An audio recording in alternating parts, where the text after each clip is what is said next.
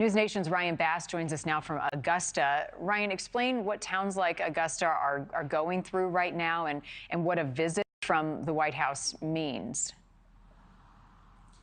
It'll mean a lot for the folks here in Augusta who have been going through so much, and that is, to put it lightly, Marni, with what folks here have been dealing with. I mean, water, power, gasoline is at a premium right now.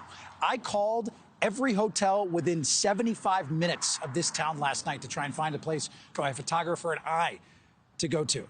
They were either without power or they were housing residents here from Augusta, Georgia, who are trying to pick up the pieces.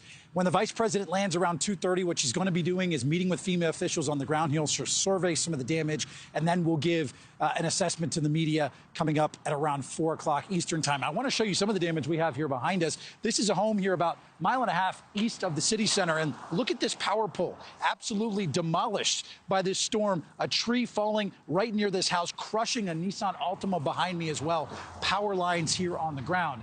Now, Vice President Harris's visit comes just a couple of days after former President Trump made a visit to Valdosta, Georgia, which is just south of us here in the Peach State. Now, both of these presidential candidates are making stops in some of the hardest hit areas that were affected by Hurricane Helene.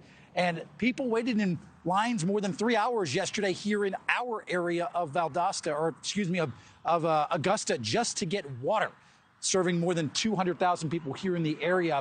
Both of these candidates are trying to show support for people hit hard by this storm. As I mentioned, Harris will be here, the White House official confirming that she will visit North Carolina next, with Asheville severely impacted by flooding from the storm. President Biden, as you mentioned, Marni, is scheduled to visit North Carolina and South Carolina today, and he is pledging the full support of federal funds to help those that are in need.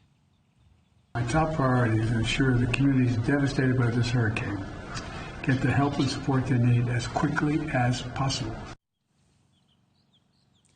This has been one of the deadliest storms in U.S. history, alongside Hurricane Katrina. 25 of the more than 130 plus lives lost coming from here in Georgia, according to Governor Brian Kemp, and that number is expected to go up. Among those killed, 2 children, a 7-year-old girl and a 4-year-old boy, from about an hour just outside of Augusta, here where I am, where a tree fell on their home. A power line went down, sparking a fire in that home. So there's been devastation all around us, Marni. As we drive around, I try to hit a couple of gas stations, no gas.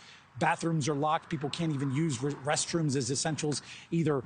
The speed, the quality, and really the fights for relief from the federal government is what could truly be a key here in these battleground states as we get closer to the election. People want to see both President Trump and Vice President Harris here on the ground, speaking to people that have been impacted by this storm. By the way, as for VP Harris, she said the reason why she hasn't come out earlier is she didn't want to get in the way of some of that federal and emergency help by folks here on the ground. That is why she says she delayed her visits here to some of the hardest hit areas. But she will be in Augusta here today. She will survey the damage, and we're going to hear from her this afternoon in terms of what she's seeing here, one of the hardest hit regions from Hurricane Helene, Marni.